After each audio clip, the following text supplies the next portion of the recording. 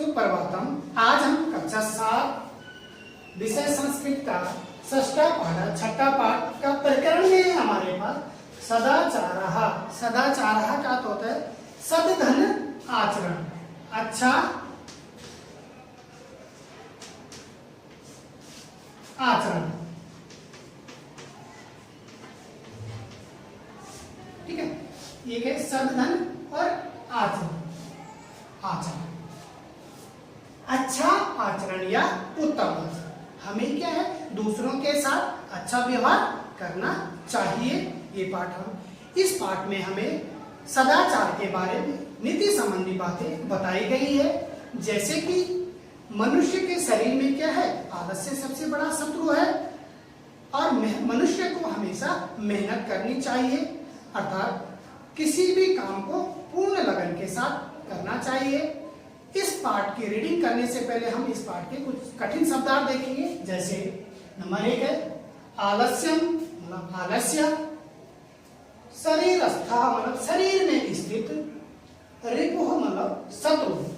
ठीक है ना। आलस्य क्या है, मनुष्य के शरीर में सबसे बड़ा शत्रु है। उद्यमः मतलब परिश्रम, नास्ति मतलब नहीं, शमः मतलब समान, मृत्यु मतलब मौत। ठीक है, नहीं है परिश्रम के समान कोई दूसरा कार्य। तो उद्यमा मतलब परिश्रम, नास्ति मतलब नहीं है, समा मतलब समान। परिश्रम के समान मनुष्य के शरीर में कोई दूसरी वस्तु नहीं है। मृत्यु मतलब मौत। और अर्थात जब मनुष्य की मौत आती है तो समय ये इंतजार नहीं करता है कि इस मनुष्य ने कि कोई काम पूरा कर दिया, पूर्ण कर दिया या अर्थात नहीं किया है। इसके बाद हम अपनी बुक्स पे देखेंगे। तो षष्ठा पाठ सदाचारः का पहला श्लोक देखेंगे। आलस्यम ही मनुष्याणां शरीरस्थो महान् रिपुः, नास्तुद्यं समो बन्धु कृत्वायं नौषीदति। आलस्यम मतलब आलस्य ही मनुष्याणां मतलब मनुष्यों के शरीर में, शरीरस्थो मतलब शरीर में स्थित, महान मतलब बड़ा, रिपुः मतलब शत्रु है। ठीक है, और नास्ति मतलब नहीं है, और उद्यमा मतलब परिश्रम, सम मतलब समान, बंधुहा मनुष्य के शरीर में परिश्रम के समान दूसरा को ही मित्र नहीं है। बंधु मतलब मित्र नहीं है। ठीक है ना। कृत्वा यम नौषीदति, कृत्वा मतलब करके, यम मतलब जिसे, ना मतलब नहीं, ना मतलब होता है नहीं, और अवसीदति मतलब दुखी होता है। कहने का अर्थ है मनुष्य परिश्रम को करके कभी दुखी नहीं होता है। ठीक है ना। एक बार इसका अर्थ दोबारा समझेंगे। आलस्य मनुष्य के शरीर में स्थित सबसे बड़ा शत्रु है। आलस्य मनुष्य के शरीर में स्थित सबसे बड़ा शत्रु है।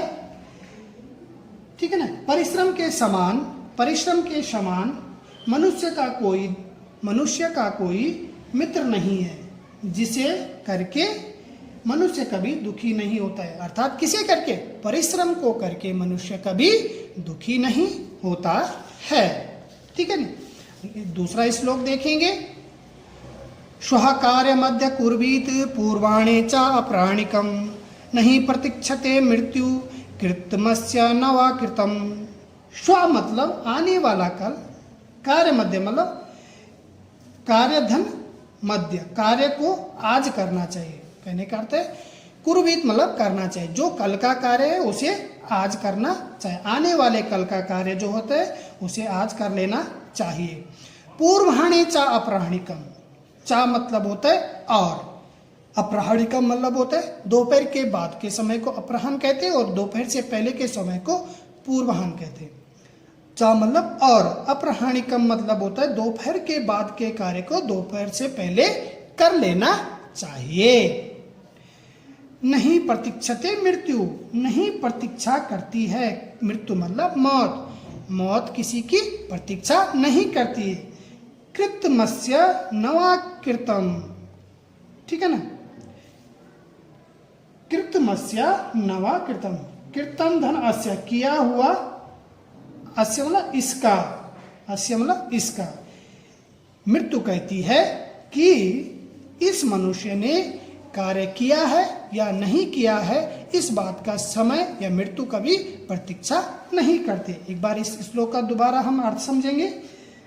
स्व मतलब आने वाला कल या कल का कार्य आज करना चाहिए, और दोपहर के बाद वाला कार्य दोपहर से पहले करना चाहिए, क्योंकि मृत्यु कभी प्रतीक्षा नहीं करती है कि इसका कार्य हुआ है या नहीं, अर्थात इस व्यक्ति ने कार्य कर लिया है या नहीं। मृत्यु क्या है, इसके लिए प्रतीक्षा नहीं करती है। ठीक है, इसी का तीसरा श्लोक देखेंगे। सत्यम ब्रूयात प्रियम ब्रूयात, ना ब्रूयात सत्यम प्रियम, प्रियम चा ना नृत्यम ब्रूयात, एष धर्म सनातना। सत्यम मतलब सत्य, ब्रूयात मतलब बोलना चाहिए, सत्य बोलना चाहिए। प्रियम ब्रूयात, प्रिया बोलना चाहिए। ना ब्रूयात, ना मतलब नहीं बोलना चाहिए। क्या नहीं बोलना चाहिए, क्या नहीं बोलना चाहिए? सत्यम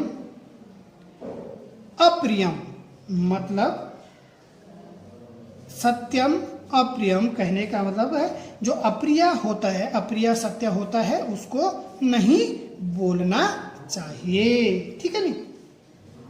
प्रियम चा ना नित्यम ब्रूयात, एष धर्म सनातना।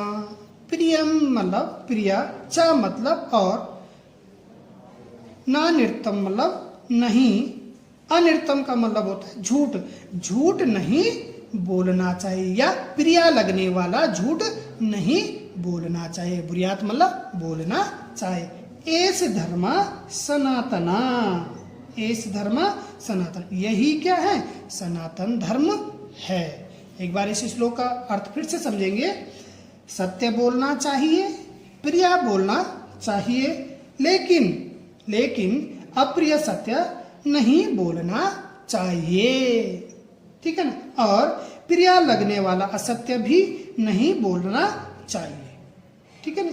यही क्या है, सनातन धर्म है। अर्थात कड़वा सच और मीठा झूठ कभी नहीं बोलना चाहिए। यही क्या है, सनातन धर्म है। इसके बाद के 3 श्लोक बचते हमारे, इसको हम क्या है अगली वीडियो में देखेंगे। और इस पाठ से संबंधित हमारे कुछ शब्दार्थ है, इनको हम अपने नोटबुक्स पर लिखेंगे और पीडीएफ के माध्यम से भी मैं आपको इसको उपलब्ध करा दूंगा व्हाट्सएप ग्रुप में। Thank you.